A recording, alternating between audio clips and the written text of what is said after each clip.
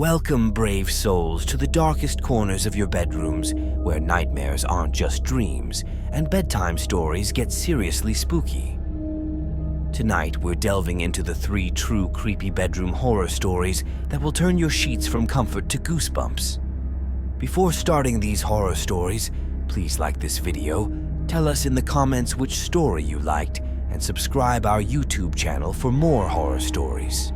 Story number 1. The late December wind howled around the weathered brownstone in Georgetown, rattling the windows like restless spirits. Inside, Amanda Ann snuggled closer to her husband, Mark, seeking warmth against the chill that seemed to permeate the old house. They had moved in just a month ago, drawn by the charm of the historic neighborhood and the allure of a fixer-upper. But lately, Amanda couldn't shake the feeling of being watched, an unsettling sensation that intensified with each passing night. Tonight, the feeling was a suffocating presence. As the clock struck 3, a bone-chilling gust of wind rattled the window panes, followed by a faint, mournful cry that echoed through the hallway. Amanda squeezed her eyes shut, willing herself back to sleep. But the cry came again, closer this time, accompanied by the creak of floorboards above. Mark stirred beside her, his voice thick with sleep. "Did you hear that?" he mumbled. Amanda nodded, unable to speak past the lump of fear in her throat. They listened in the oppressive silence, hearts pounding in unison. Another creak, then the distinct sound of footsteps dragging across the dusty attic floor. Trembling, Mark reached for the bedside lamp. "We should check it out," he said, his voice shaky but determined.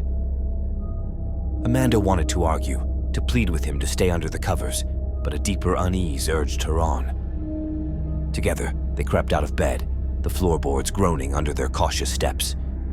The air grew colder as they climbed the narrow staircase, the shadows twisting and contorting in the weak moonlight filtering through the attic window. The source of the footsteps became clear as they reached the landing. An old rocking chair nestled in the dusty corner swayed back and forth with an eerie rhythm, as if pushed by an unseen hand. A tattered doll lay abandoned on the floor, its porcelain face staring sightlessly at them. Suddenly, a gust of wind whipped through the broken window, extinguishing the lamp and plunging them into darkness. Panic clawed at Amanda's throat. She felt Mark grab her hand, his grip tight and reassuring.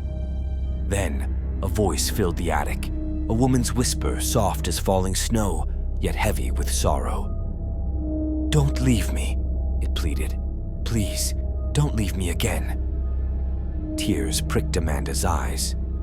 This wasn't a monster, she realized, but a lost soul, a fragment of the house's history clinging to a forgotten grief. Taking a deep breath, she spoke, her voice barely a whisper. "We won't leave you," she promised. "We'll stay and listen." As dawn painted the sky, the rocking chair creaked to a stop.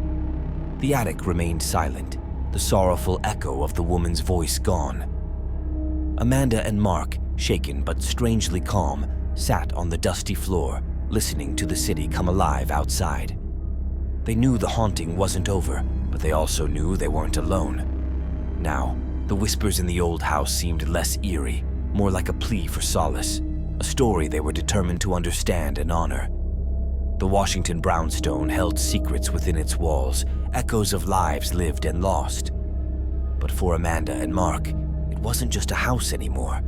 It was a place where history whispered, and they, the new residents, were ready to listen.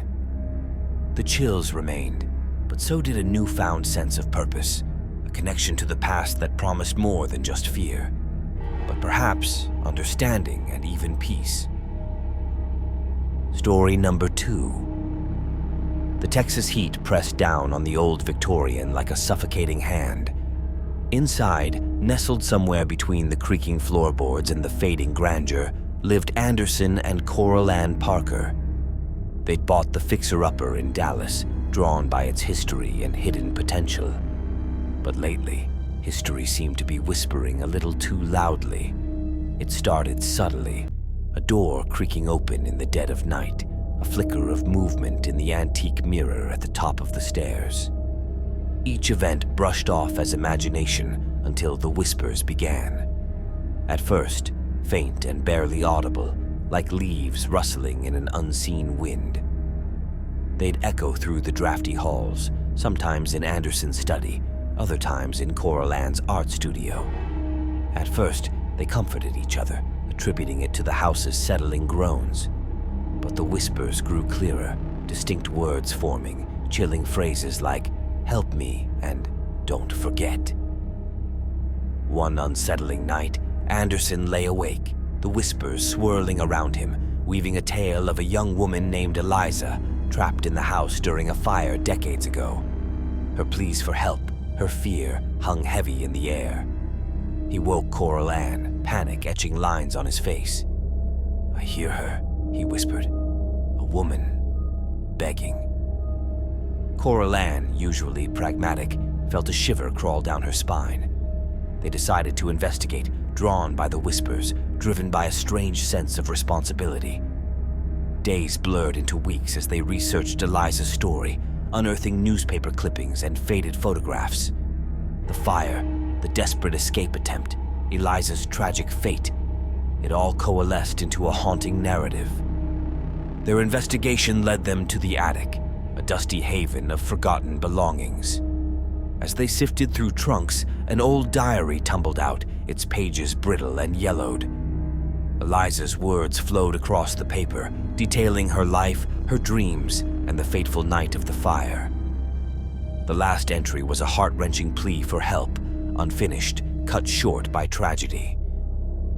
With newfound resolve, Anderson and Coral Ann decided to honor Eliza's memory. They started renovations, not just cosmetic, but aimed at healing the house's spirit. They opened windows, letting in sunlight and fresh air. They consulted a historian to restore Eliza's room, turning it into a peaceful haven. As they worked, the whispers softened, the tension in the air dissipating. One night, sitting in the restored living room, Anderson and Coral Ann heard a final rustle, a sigh of contentment. The wallpaper, once faded and worn, seemed to shimmer, revealing a fleeting image of a young woman in a white dress, a hint of a smile on her face. Then, silence. The whispers were gone, replaced by a newfound peace that settled over the old house. Eliza's spirit, finally acknowledged and laid to rest, had moved on. Anderson and Coral Ann continued their lives, forever changed by their encounter with the past. The Victorian remained, a monument to history, but no longer burdened by its haunted whispers. Instead, it stood as a testament to the power of empathy and the healing touch of understanding. A reminder that sometimes the scariest ghosts are the ones we choose to forget. Story number 3. The late summer heat of Houston clung to Caleb and Elizabeth David like a damp shroud as they settled into their new Victorian home. Exhaustion from unpacking warred with a prickling unease. The ornate wallpaper in their bedroom seemed to writhe with unseen shadows, and the antique rocking chair in the corner cast an unsettling presence under the moonlight filtering through the window. Elizabeth, however, drifted off to sleep quickly, leaving Caleb staring at the rocking chair, a prickling sensation crawling up his spine. A faint sound, like a lullaby hummed off-key, filled the room. Then, a whisper brushed past his ear, so soft it could have been his imagination, but filled with chilling despair. Panic began to rise within him. He remembered his grandmother's stories about the house, whispers of a heartbroken spirit trapped within its walls. Could that be? Fear gave way to resolve. He wouldn't let anything harm Elizabeth. He remembered a calming ritual his grandmother used to perform, meant to soothe troubled spirits. Gathering a white candle, a bowl of water, and a sprig of rosemary, he arranged them on the nightstand. As he lit the candle, the whispers ceased, replaced by a heavy silence. He began chanting the words his grandmother had taught him, his voice trembling at first, then gaining strength.